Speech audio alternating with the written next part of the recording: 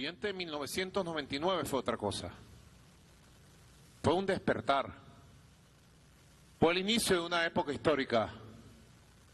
Fue un proceso verdaderamente de carácter popular. El comandante Hugo Chávez solo aceptó su candidatura presidencial aquel 19 de abril de 1997 en Valencia para impulsar un proceso popular constituyente y a través del poder popular, para entonces apenas en fase de despertar y renacimiento, provocar una transformación revolucionaria del Estado y la sociedad venezolana. Y a diferencia de 1947, la constituyente de 1999 fue debatida pública abiertamente, fue corredactada por miles de manos de hombres y mujeres humildes y de a pie, y luego por primera vez en la historia esta Constitución fue consultada, votada y aprobada por el voto arrollador del pueblo de Venezuela. La Constitución expresó nivel de desarrollo del pensamiento político para entonces, representó un desarrollo del poder popular para entonces, representó el desarrollo de una visión del mundo y de una correlación de fuerzas en el mundo. Y creo que aún sigue siendo una constitución de avanzada en las ideas de una nueva sociedad. Pero sin lugar a dudas, la Venezuela de hoy, 2025, y el pueblo de hoy, 2025, es una Venezuela y es un pueblo infinitamente superior en sus valores humanos, en su educación, en su cultura, en su visión de la sociedad, en su visión del mundo. Estamos listos para abrir las compuertas de un gran y edificador, unificador debate nacional, y que sea la sociedad venezolana y nuestro pueblo protagonista de una gran reforma histórica que adapte la Constitución de 1999 a los nuevos tiempos, con ideas nuevas para el avance en una nueva época de transición a la modernidad, a la nueva modernidad.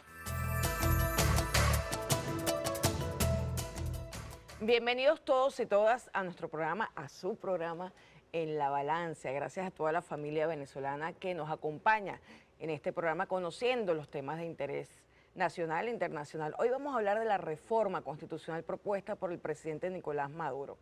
Es un momento, otro momento que es un hito histórico dentro de la historia constitucional venezolana y dentro del proyecto histórico. Y sobre ese tema y esos conceptos importantes vamos a hablar con alguien que además yo aprecio mucho, un jurista reconocido, pedagogo reconocido. Se trata del doctor Alex Díaz Padrón, que nos acompaña, profesor de Derecho, director del Centro de Estudios Jurídicos venezolano, que además es un joven Centro de Estudios Jurídicos, tiene poco tiempo de creación, pero muy vigoroso en cuanto a los proyectos que tiene el Centro de Estudios Jurídicos y la cantidad de personas que estamos dispuestos a colaborar con ese centro de estudios.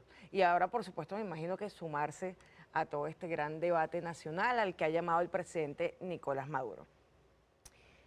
Doctor Alex, lo primero, digamos, vamos a tratar de ser muy pedagogos porque, digamos, este es un tema que aunque el pueblo venezolano en general conoce al dedillo su constitución, porque si hay un pueblo que conoce su propia constitución, el pueblo venezolano.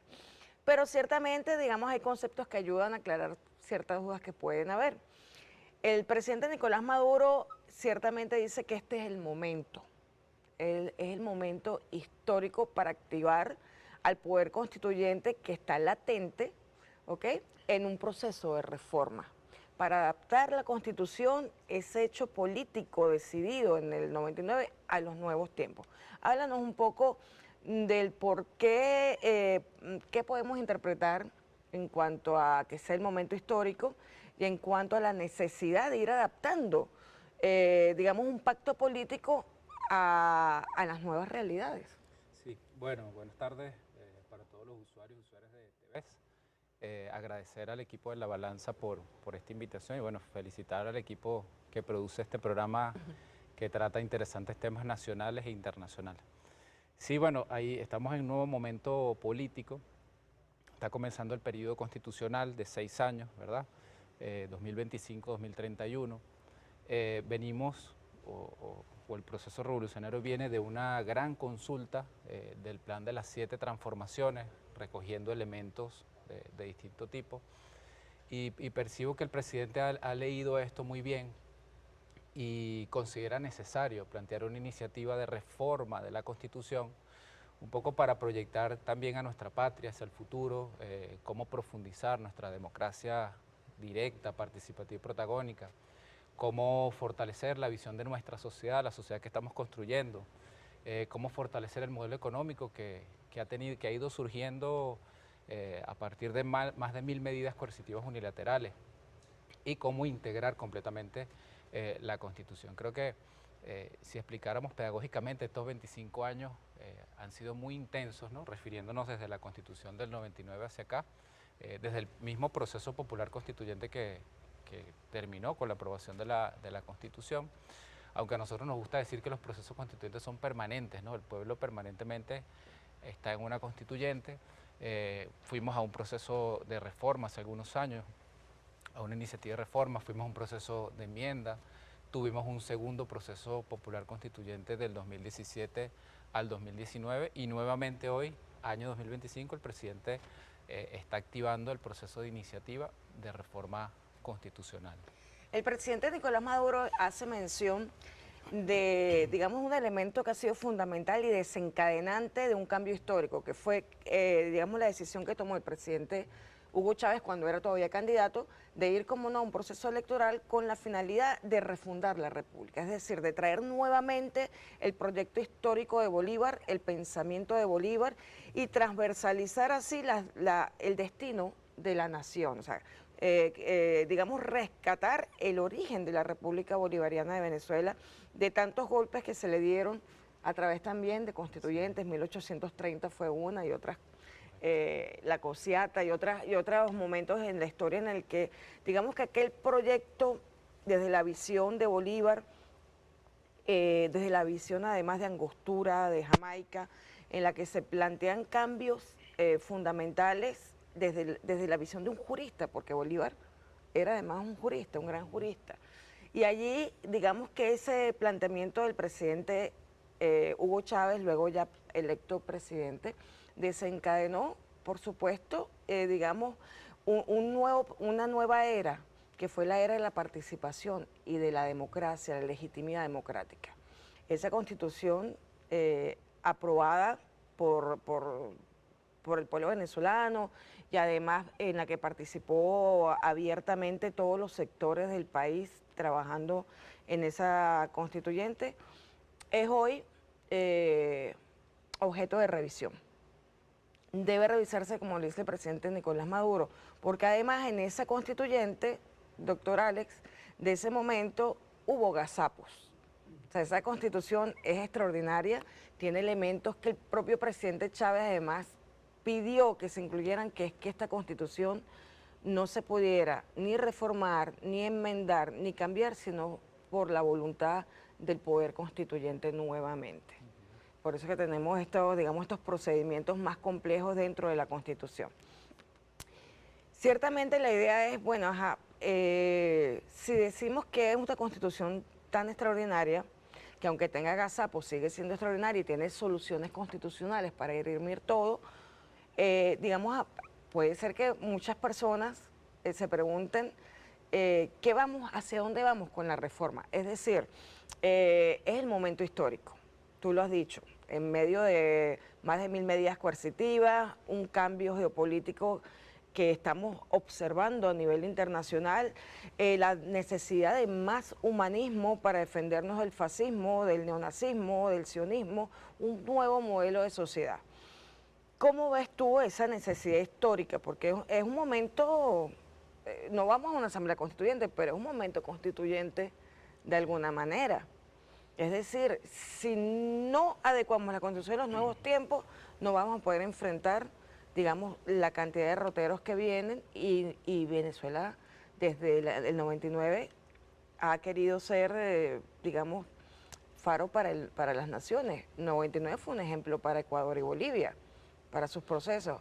¿Cuál es tu opinión respecto a que en este momento también podemos ser nuevamente, digamos, el ejemplo para otras naciones? Sí, mira, yo creo que hay una idea que hay que resaltar, ¿no? Para quienes nos ven y quizás nos escuchen, es que esta norma, esta constitución surgió de la sociedad de 1999, es decir, ese era su marco político, su contexto de surgimiento. Sale de ahí la constitución a través de un proceso popular constituyente, pero es como que si tú te tomas una foto hace 25 años y nos vemos hoy, entonces vemos que han pasado un poco los años, ¿no? Y se pueden hacer ajustes. Pasa igual, porque digamos que la sociedad sigue cambiando, pero la norma se queda como la escribiste. Y como ha dicho el presidente, no le podemos cambiar una coma a esta constitución, sino hay el procedimiento participativo y el referéndum correspondiente. Entonces, bueno, se va quedando, digamos, atrás la sociedad. Hoy, 25 años después, la situación política, el contexto político es muy distinto al que teníamos en 1999, aunque puede seguir rigiéndonos por muchos años más. Entonces, allí vemos claramente que se hace necesario un proceso de actualización de la Constitución. Y luego viene el método, ¿no? ¿Cuáles son las formas que tenemos los venezolanos y las venezolanas para actualizar la Constitución? Bueno, hay tres mecanismos. El mecanismo de la enmienda, que es una cosa puntual para uno o algunos artículos, ¿verdad? Sin cambiar, por supuesto, la estructura de la Constitución. Está el proceso de reforma constitucional, que es el que está activando el presidente, donde cambias modificas algunos artículos de algunas partes, igual sin tocar los principios, que serían los primeros 9 artículos, sin tocar la estructura de la Constitución, y el proceso de Asamblea Nacional Constituyente, que no es el proceso que está en este momento, es el que estuvo en 2017, es el que estuvo en 1999. Los tres mecanismos tienen iniciativas de distintos actores, por ejemplo, lo pudo haber solicitado el pueblo, ¿no? A través del 15% de electores y electoras inscritos en el registro civil electoral, lo pudo haber solicitado la Asamblea Nacional con una mayoría determinada en cada caso, y lo pudo solicitar el presidente en Consejo de Ministros, como lo está haciendo en este caso, ¿no? O sea que digamos que este mecanismo de reforma constitucional es legal, es una atribución que tiene el presidente, y yo creo que es muy importante porque el presidente está poniendo un canal, un cauce para llevar allí las diferencias que podamos tener los venezolanos. El presidente ha hablado de un diálogo unificador. Creo que lo digo exacto el término, diálogo unificador. Bueno, vamos ahí a ese espacio constituyente, constitucional, de reforma, a plantear. El presidente ha pedido a la comisión ampliada que se despliegue por todo el país durante los próximos 90 días a escuchar a la gente, a llevar el proyecto de casi 80 artículos que el presidente consignó el día sábado a la Asamblea, pero también a recoger las cosas de los distintos actores, y por supuesto todo eso tiene que ser sistematizado en un nuevo gran proyecto que va a ser el que en definitiva se presente a la Asamblea y sea tratado como constitucionalmente está establecido. Es bueno, doctor, comentarle, digamos, a los que nos escuchan que ciertamente estos son mecanismos porque el hecho constitucional va más allá de una norma jurídica o de un texto jurídico. El hecho constitucional es un hecho político, es un pacto político. Realmente es establecer cuáles son las condiciones en las que se ejerce el poder y cuáles son, digamos, los mecanismos las instituciones que van a regular el ejercicio del poder, en el caso del proyecto histórico de Bolívar, para garantizar la soberanía del pueblo. Entonces, por supuesto, hay elementos que en ese sentido cobran vida en este momento, porque tenemos 25 años trabajando sobre la idea de la democracia participativa y protagónica, que es un elemento fundamental, que seguramente muchos académicos en muchos países, ya que la democracia representativa, digamos, llegó a su agotamiento, se deben estar planteando y deben estar observando el modelo de Venezuela de democracia participativa y protagónica, que por supuesto no ha habido experiencia en otros países, pero particularmente la de Venezuela es muy rica como experiencia de participación política y de otro modelo de ejercicio del poder. No sé qué opinas en ese sentido, ¿no? Sí, de hecho el presidente invitaba a que escribamos nuestras propias tesis, ¿no? Este es como el momento de sistematizar todas las experiencias, todo ese acumulado de lucha, de resistencia del pueblo venezolano y llevarlo de nuevo a la Constitución. Y allí entra el tema de los 4 temas, ¿no? Que son objeto de la iniciativa de reforma constitucional. Está un primer tema que tiene que ver con ampliar y profundizar la democracia directa, la democracia participativa y protagónica que está en la Constitución, que está bien, que hace parte de la esencia de nuestro sistema político, pero también hemos visto, Olga, cómo estos 25 años han florecido distintos medios de participación y protagonismo del pueblo, desde el Comité de Salud por allá en 2003, 2004, desde las mesas técnicas de agua, de telecomunicaciones, la mesa de energía eléctrica, los comités de tierra urbana, las figuras agrarias, los consejos productivos de trabajadores, el consejo comunal, el juez de paz, la comuna. Entonces, fíjate, aquí, de memoria, haciendo una lista, eso puede ir a la Constitución o alguna parte de ello, y entonces constitucionalizamos y vamos perfeccionando ese modelo de democracia participativa y protagónica donde el pueblo ejerce la planificación, la ejecución y el control de la gestión pública, y es el ejercicio del poder, es la democracia directa, es la soberanía que reside intransferiblemente en el pueblo, como lo dice la Constitución. Nos tenemos que ir a un corte y seguimos con el doctor Alex Díaz, director del Centro de Estudios Jurídicos Venezolano.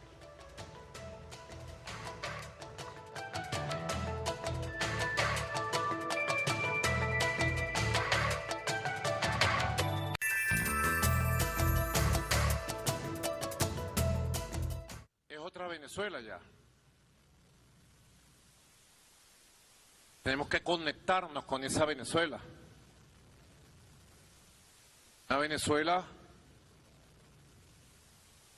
que tiene derecho a opinar, a expresarse y ejercer su soberanía de manera intransferible, de todas las maneras, para la vida social y política y cultural del país. Yo, como presidente de la República Bolivariana de Venezuela, para el periodo 2025-2031, me comprometí en 300 calles de 300 pueblos del país a convocar un proceso popular constituyente para rehacer a Venezuela a través de una reforma incluyente, democrática, convocante, nacional, que permita un gran consenso nuevo, un gran consenso de avance hacia el futuro.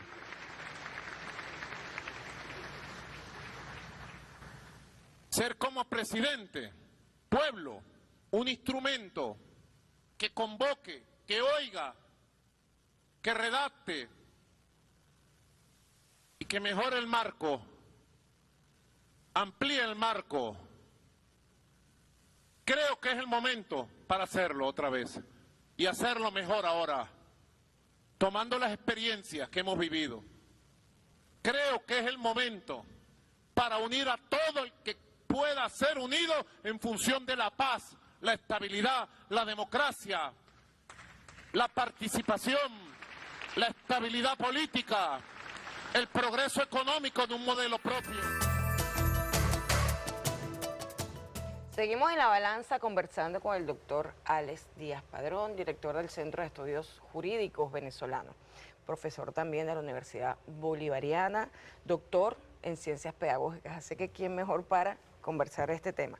El presidente, sin duda alguna, doctor, está llamando a un consenso muy amplio nacional, es decir, está llamando a toda Venezuela, independientemente de las tendencias políticas, está llamando a toda Venezuela, está llamando al constituyente, solo que no a una asamblea constituyente, está llamando al constituyente para una reforma, para encontrarnos y encontrar puntos en común, que eso es lo que sería el consenso, digámoslo de esta manera. ¿Por qué considera que es necesario, qué tenemos que enfrentar, que se hace necesario la unidad de toda la nación? O sea, ¿qué pasa en el mundo hoy que necesita que esta reforma parta de un gran consenso? Sí, bueno, en el mundo pasan muchas cosas, ¿no? Hay grandes cambios globales, ¿no? Por ejemplo, vemos ahora la influencia que tienen las nuevas tecnologías, el tema de las redes sociales, ¿no? Y cómo impactan a la sociedad. Solo por poner un ejemplo, hemos visto en Venezuela como, por ejemplo, estos retos virales de TikTok, el presidente le ha salido al frente a proteger a nuestros niños, niñas, adolescentes. El Tribunal Supremo de Justicia ha salido también a través de decisiones a proteger. Hemos visto también en el mundo la amenaza global que significa el nuevo gobierno estadounidense, ¿no? Imponiendo aranceles a todo el mundo, imponiendo medidas coercitivas unilaterales, y por supuesto Venezuela está en ese contexto también siendo afectada. Entonces, el tema de plantearse, blindar la Constitución, perfeccionarla, fortalecerla, proyectar nuestra sociedad de cara al futuro, es un tema totalmente pertinente. Y además, esta idea me parece muy importante, que es que tengamos un espacio, los venezolanos, ese sujeto constituyente, independientemente de su tendencia política, para que en paz, para que a través del diálogo podamos expresar nuestra diversidad de ideas y de opiniones y dejarlas plasmadas en esa iniciativa de reforma que nos brinda el presidente, porque en todo caso es un gran espacio para aportar y construir un mejor país. Ahora, la diferencia, doctor Díaz, de Venezuela a otros países es que nosotros, nuestra historia constitucional responde a un proyecto histórico, nace como proyecto histórico, o sea, nace con la república que diseñó Bolívar y le hemos dado continuidad en esta quinta república, trayendo de nuevo, digamos, el pensamiento de Bolívar y plasmándolo en gran medida en esta Constitución. Quedan muchas cosas todavía que hemos ido madurando y que también hay que integrar del pensamiento bolivariano, el pensamiento antiimperialista, el pensamiento de vernos como una región solidaria que garantice el equilibrio del mundo tan necesario en este momento para la humanidad. Es la nueva modernidad, llama el presidente este momento que vamos a iniciar con este llamado a la reforma. Pero lo cierto es que nosotros, a diferencia de otros países que puedan tener cambios constitucionales, casi ninguno a través del referéndum, la mayoría lo hacen en sus congresos de la noche a la mañana y nadie se entera que hubo un cambio constitucional. En nuestros casos sí necesita de la participación y la aprobación de todo el pueblo en un proceso electoral, un proceso referendario, pero nosotros tenemos la suerte de que tenemos un pasado que nos enorgullece. O sea, ese consenso está llamado a todos los sectores, pero todos los sectores tienen que comprender el proyecto histórico, tienen que tener en cuenta que nosotros tenemos que crear nuestro propio código, nuestras propias normas, algo que se parezca a nosotros mismos y que se parezca a la sociedad que soñamos, pero la sociedad que soñamos que ha ido madurando desde la Primera República hasta hoy.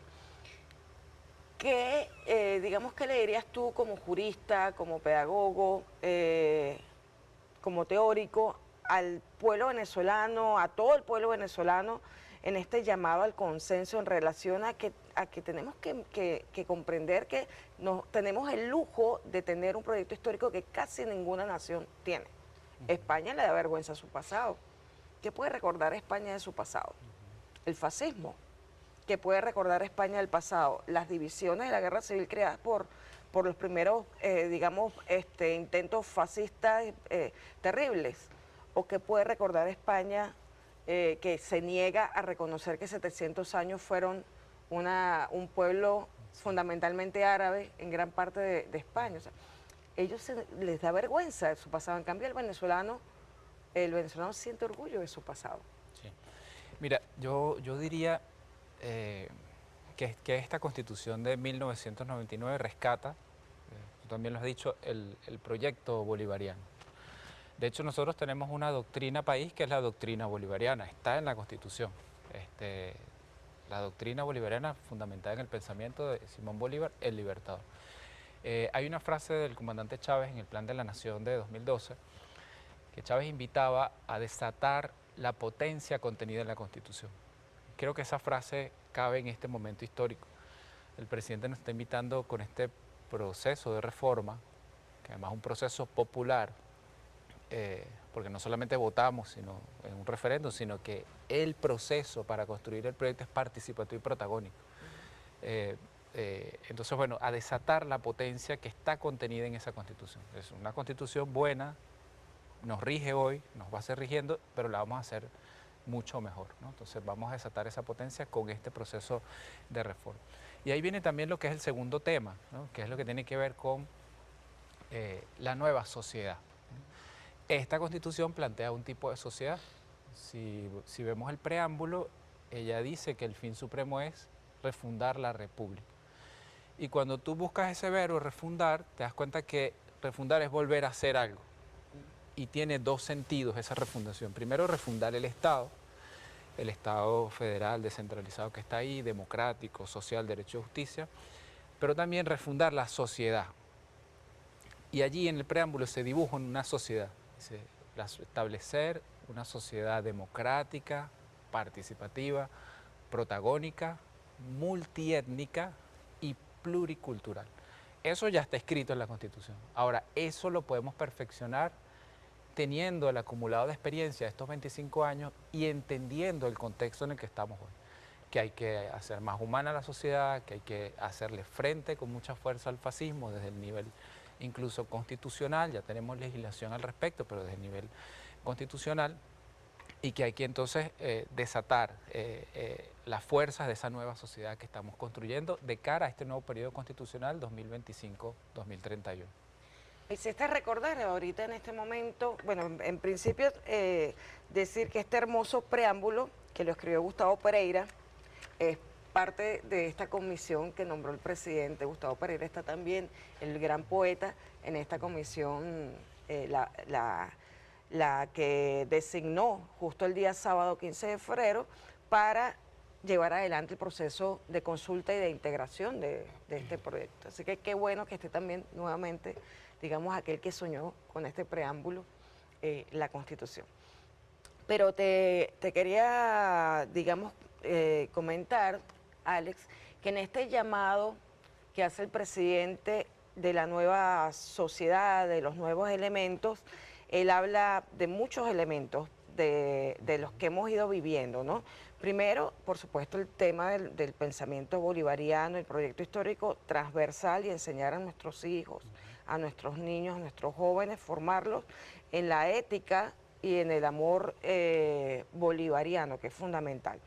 Y también mencionó un tema que tú lo habías dicho hace un rato, que es la preocupación por lo que ocurre en el mundo, es decir, cómo proteger a nuestra juventud, a nuestros niños, nuestra soberanía de las amenazas que plantean las nuevas tecnologías, que tienen grandes bondades, pero también son grandes amenazas para la sociedad, para nuestros hijos. Tú lo mencionaste, el tema de los retos, el tema de los peligros con el uso de la inteligencia artificial, de las redes sociales.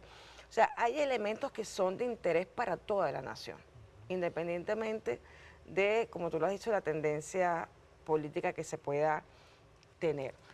¿Tú crees que la sociedad venezolana realmente, en general, tenga la total conciencia de lo que de los derroteros que vienen de ahora en adelante? Es decir, la pregunta, la redondeo mejor, o sea, nosotros hemos adquirido la madurez, la revolución ha adquirido mucha madurez, pero toda la sociedad, mucha de ella en parte alienada por todas las redes sociales, por todas las campañas. ¿Cómo hacemos para conectar? ¿Cómo hacemos para llegar a conectar para que comprendan la necesidad de estos cambios, de esta nueva sociedad, de esta nueva modernidad? Es decir, o sea, ¿cómo transferirle a ese sector que por alguna razón ha dudado o no conoce o no se ha dado la oportunidad de conocer lo que es el proyecto histórico y hacia dónde vamos, que nosotros tenemos que evitar que Venezuela se convierta en una Palestina, por ejemplo?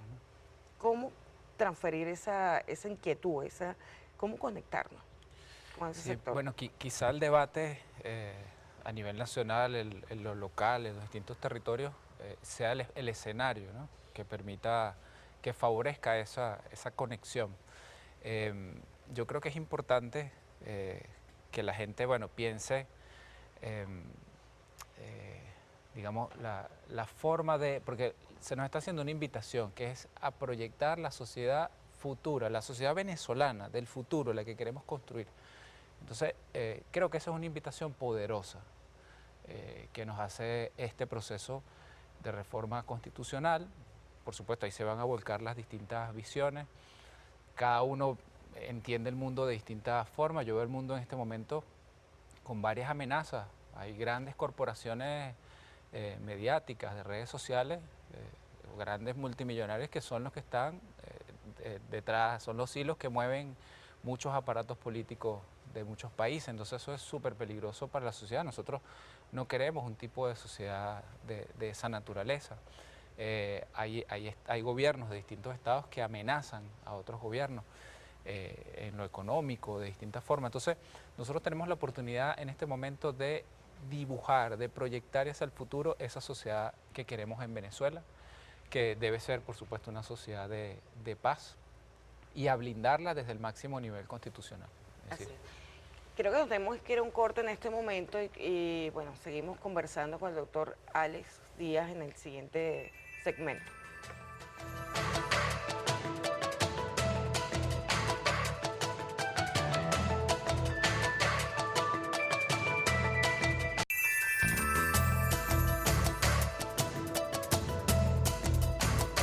Continuamos conversando con un invitado muy especial. Se trata del jurista Alex Díaz Padrón, director del Centro de Estudios Jurídicos venezolano, profesor también de Derecho, entre otras en la Universidad Bolivariana de Venezuela, y doctor en Ciencias Pedagógicas. Así que, pues, tenemos al mejor jurista aquí. Doctora Alex, ciertamente el presidente habló de 4 puntos importantes en esta convocatoria amplia para llegar a consensos importantes para el nuevo texto constitucional a través de esta revisión parcial de la reforma, ¿no?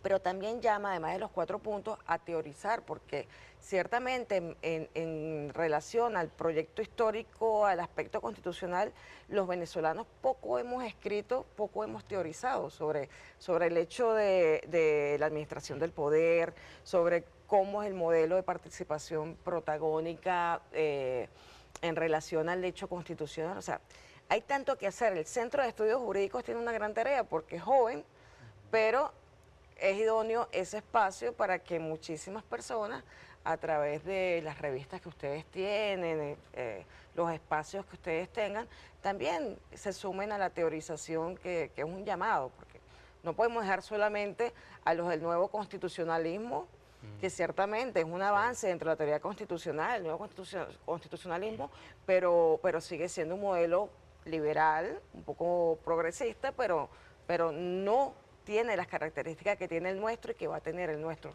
después de la reforma. sí, bueno, yo creo que esta invitación a teorizar es muy importante. Nosotros como profesores que hacemos parte del Centro de Estudios Jurídicos Venezolanos de la UEB estamos atentos y dispuestos a trabajar este tema con mucha fuerza. Creo que esa idea, que además es una de nuestras líneas de investigación, el nuevo constitucionalismo latinoamericano desde Venezuela, ¿no? Los aportes venezolanos en materia de democracia participativa y protagónica, creo que es crucial escribir sobre eso y por supuesto aportarle al proceso de reforma, pero también escribir para otras latitudes. Nosotros defendemos una idea de pensamiento que es el pensamiento crítico jurídico.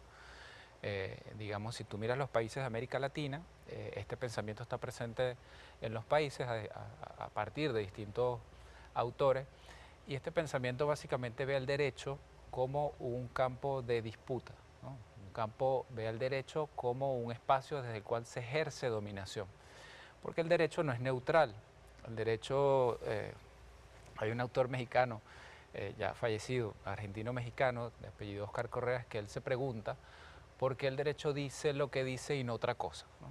Y esa es la pregunta de, bueno, que uno le pone al derecho lo que necesita que el derecho diga, ¿no? Que las élites que controlan la elaboración del derecho definen qué es lo que debe decir y cuáles son las reglas que debe fijar. Entonces, digamos que esta perspectiva crítica que nosotros defendemos desde el Centro de Estudios Jurídicos Venezolanos busca un poco develar eso, ¿verdad? Desnudarlo, pero también proponer alternativas. Y creo que este llamado a teorizar es eso, es una gran oportunidad para compartir con otras latitudes, con nuestra región, Latinoamérica en principio, pero también con otros espacios, sobre cómo se construye la democracia a la venezolana, ¿no? Que la democracia no es solamente ir a votar, como era aquí hace cada 5 años, sino que la democracia se construye todos los días, desde tu consejo comunal, desde tu mesa técnica, desde tu comuna, desde tu consejo comunal, desde las distintas instancias de participación que puedas tener. Eso hay que sistematizarlo, ese pensamiento, y compartirlo además, porque bueno, hay otras naciones y otros teóricos que pues, a quienes puede ser útiles estas ideas. Hay otros elementos, el mismo proceso constituyente de carácter popular, que tú decías hace rato, que en otros países, bueno, está la constituyente, pero no es popular. O sea, son unas élites en unas instancias que definen lo que debe ser la constitución de un país. Esa es una experiencia para compartir. Aquí con enmienda, reforma y asamblea constituyente es un proceso popular, es participativo, protagónico y es electoral. Esa idea también hay que mostrársela al mundo, hay que sistematizar eso. Por ejemplo, el tema económico, que es el tercer tema de la iniciativa de reforma que está proponiendo el presidente. Cómo hemos tenido estos años frente a declaratorias de amenaza inusual y extraordinaria. Venezuela, que fue declarada frente a más de 1000 medidas coercitivas unilaterales contra dirigentes, empresas, más el sobrecumplimiento de esas medidas, ¿verdad? Que la gente se abstiene de trabajar con Venezuela. Cómo hemos tenido que resistir primero y después generar heroicamente, ir construyendo un nuevo modelo económico que nos empieza a dar autosustentabilidad, que nos empieza a dar soberanía, que nos empieza a diversificar la matriz económica que dependía esencialmente de la renta petrolera, porque nos llevaron el ingreso a cero. Entonces, bueno, eso también hay que sistematizarlo teóricamente. Creo que no solamente este centro de estudio, sino todas las academias del país tenemos una gran oportunidad de estudiar este proceso y de aportarle al mundo teórico, pero también al mundo jurídico constitucional. Claro, porque es que además, si te das cuenta, nosotros en esta agresión multiforme que tiene 25 años, pero que se agudizó, digamos, en los 12 últimos años, ha sido muy fuerte, sobre todo a partir de 2014, ha sido no nos ha dejado de alguna manera teorizar, porque estamos en la práctica resolviendo la cotidianidad, haciendo mil cosas, todos estamos como en mucha actividad. En cambio, la extrema derecha, los que apuestan por el fascismo, los que no han reconocido la Constitución del 99, los que no reconocen al poder soberano, al poder popular, se han dedicado mucho a teorizar en contra de cada uno de los momentos, digamos, que hemos vivido. Cuestionaron la reforma del 2007, que está bien, o sea, para el debate está bien, pero digamos que cuestionaron el hecho de que se convocara, cuestionaron la enmienda, cuestionaron la Asamblea Nacional Constituyente. No deben tardar unos días en esos bufetes, porque tienen grandes bufetes donde escriben, ellos tienen grandes espacios para escribir, y desde donde atacan a Venezuela, con la excusa de que están teorizando sobre lo constitucional. Y ya sabes a quién me refiero particularmente al que escribió el decreto Carmona, que es una persona que avergüenza a los que también estudiamos la teoría constitucional. Entonces, nosotros tenemos esta tarea importante porque hay muchos espacios a nivel internacional que ellos controlan o que quieren controlar o que tienen, digamos, la dedicación. Nosotros tenemos que ahora en este momento que buscar la manera de buscar el tiempo para teorizar, para sumar. Hay muchos teóricos, sobre todo de la sociología jurídica, del pensamiento crítico jurídico, que no son venezolanos y que estarían dispuestos también a teorizar porque son unos enamorados del proceso constitucional venezolano. A propósito de eso que dices, Olga, hay un teórico muy importante de Puerto Rico, de la crítica jurídica, él se llama Carlos Rivera Lugo, él estuvo por aquí una vez, en el 2014, un evento, por cierto, aniversario de la Constitución, creo que eran los 15 años de la Constitución, y él nos comentaba que a él le impresionaba mucho cómo el pueblo venezolano, permíteme tu Constitución, cargaba, claro, la versión de bolsillo, la cargaba encima, la sacaba, la defendía, le leía un artículo, y a él le impresionó mucho eso. Él decía, eso yo no lo he visto en ninguna parte del mundo, a los países que he visitado. O sea, ese empoderamiento de la gente con su proyecto constitucional, con su constitución, jamás lo había visto. Y bueno, un compañero que teoriza también sobre el modelo venezolano, estas 5 ramas del poder público, por ejemplo, el poder electoral y el poder ciudadano, ambas de raíz bolivariana, bueno, son elementos que podemos compartir con el constitucionalismo, con mucho respeto y además con mucha humildad. La visión de la sociedad multiétnica y pluricultural, por ejemplo, Hay infinidad de temas. Mira, ahí hay un tema que me gusta muchísimo, que es que esta Constitución reconoce las instancias de justicia indígenas, por ejemplo, que eran las que estaban aquí antes de que nos impusieran el modelo y el sistema de justicia occidental, romano, francés que conocemos. Y la Constitución lo rescata. Yo creo que eso se puede potenciar mucho más porque ahí están unos orígenes que nosotros tenemos que estudiar, ¿no? para fortalecer nuestro sistema de justicia. Hay infinidad de campos y temas y creo que, bueno, que sí, haría esa invitación a que los que estamos en el mundo académico, no solo los académicos, nosotros tenemos una visión desde el Centro de Estudios Jurídicos que la investigación la pueden hacer académicos, se puede hacer con organizaciones, con movimientos sociales, con estudiantes, con el que quiera sumarse al hecho de investigar. Pero sí, totalmente de acuerdo. ¿Qué líneas de investigación tienen ustedes así a grosso modo? Mira, de modo grueso, bueno, nosotros defendemos una perspectiva alternativa de la educación jurídica. Tenemos un programa de estudios jurídicos que es diferente al programa tradicional en el que tú o yo nos formamos en la universidad, un programa de pregrado.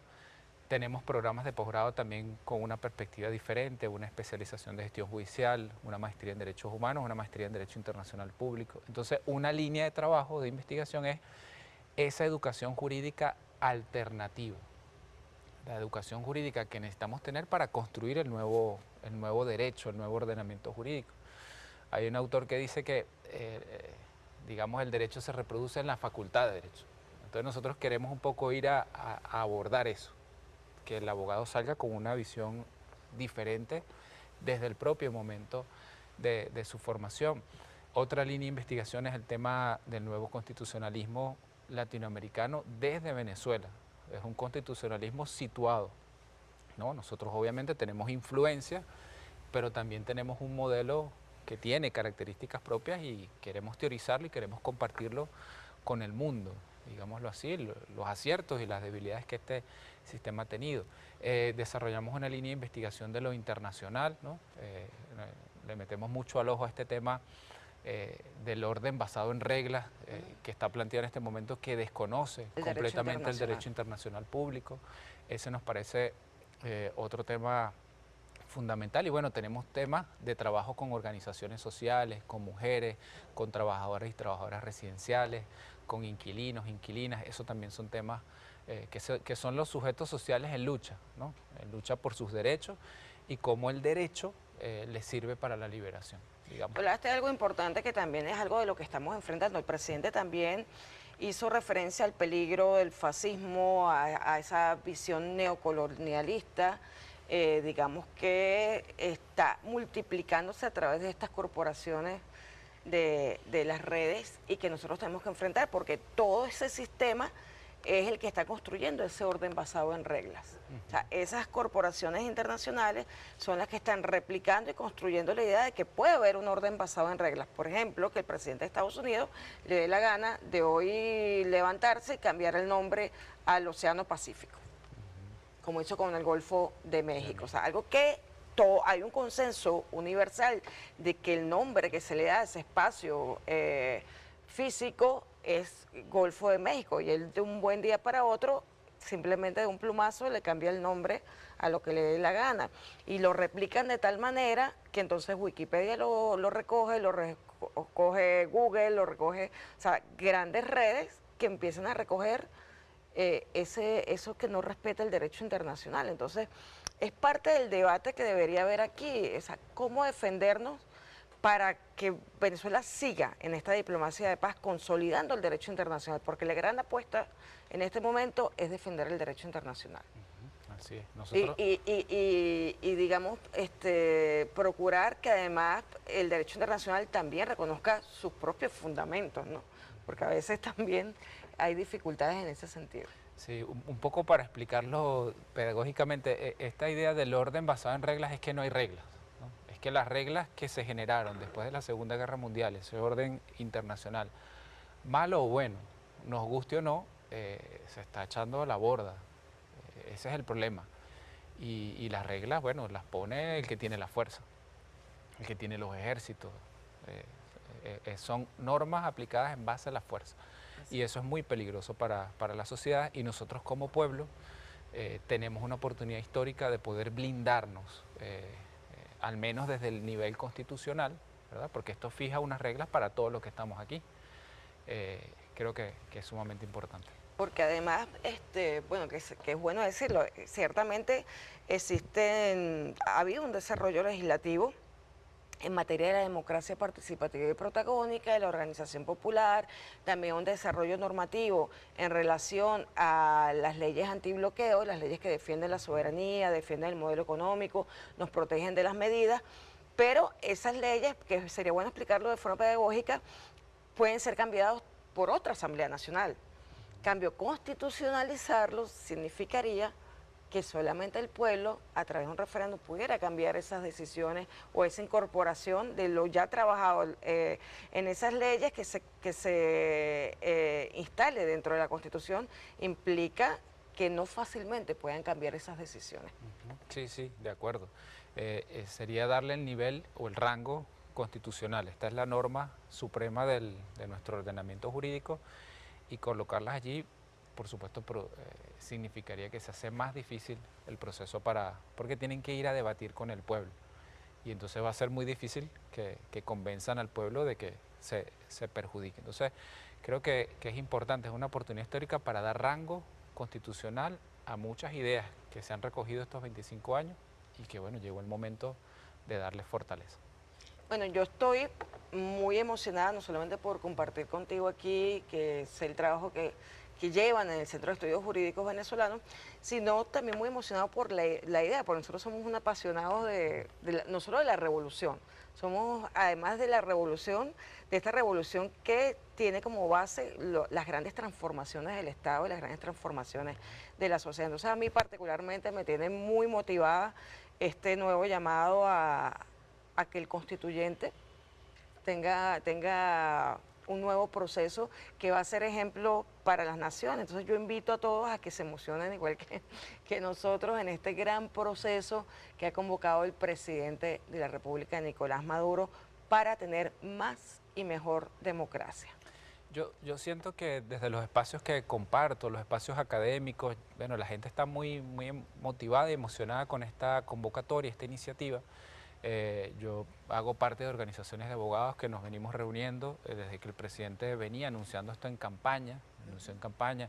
Luego el 10 de enero la juramentación toca el tema, designa esa primera comisión. Luego en el mensaje anual a la Nación también vuelve a tocar el tema y lo vuelve a tocar el sábado, pasado sábado 15 de febrero, en la sesión solemne por los 206 años del discurso de Angostura.